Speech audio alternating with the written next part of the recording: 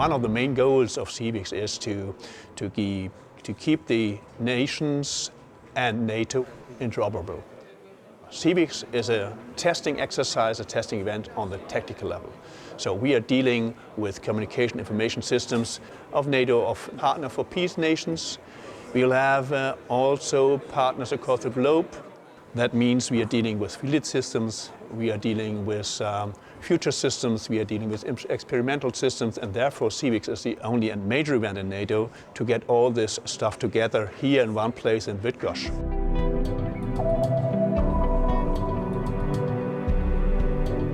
The advantage or the selling factor of CWIX, if you want, is that actually here you have a number of national NATO systems that you cannot find anywhere else.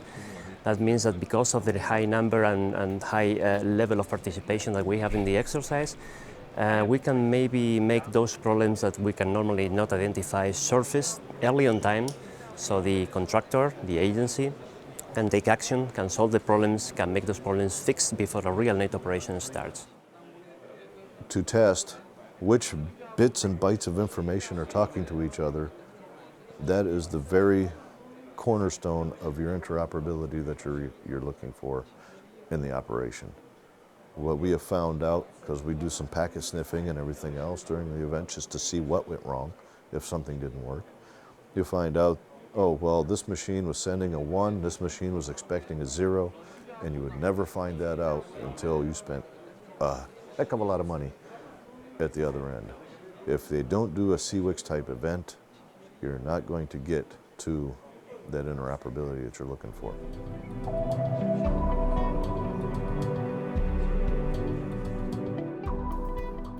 The main benefit for CWIX by keep using the CFPLNet is that the whole basic accreditation, the whole basic network infrastructure, that is all being taken care of outside CWIX. All we need to do is say, look, we're going to run CWIX again this year. We want the CWIX enclave to be stood up for 2 months, and magic happens. They declare themselves, and we have the network environment.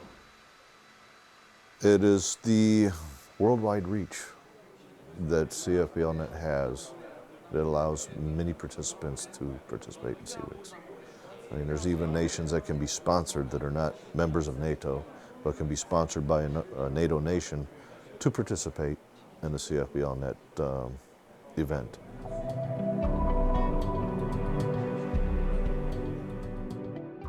Cloud computing is playing a big role these days. In collaboration with the NCI agency, this year we are really trying to integrate cloud services into CWIX.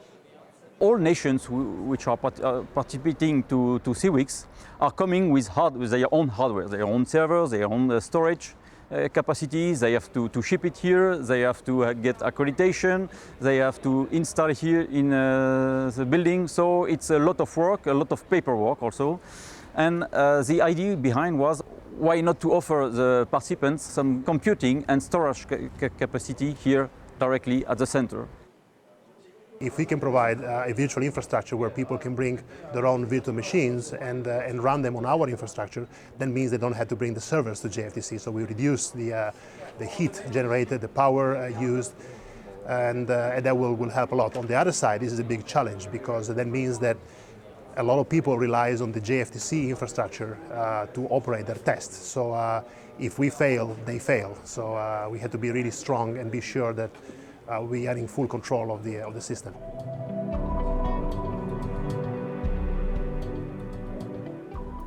I would say we had a very successful CWIX this year. In particular, I want to highlight 3 areas. Our success with cloud computing, in cooperation with the local squadron and JFTC in Bydgoszcz. The friendly force tracking focus area, which we led and which produced a number of useful results. And also the interoperability assessment tool IOTA that we used for the first time, and which allowed us to identify interoperability issues with in a much more efficient way than we have been able to do. We realize that the current situations, our systems are not perfect, but we are striving to identify the issues that can help us getting closer to perfection.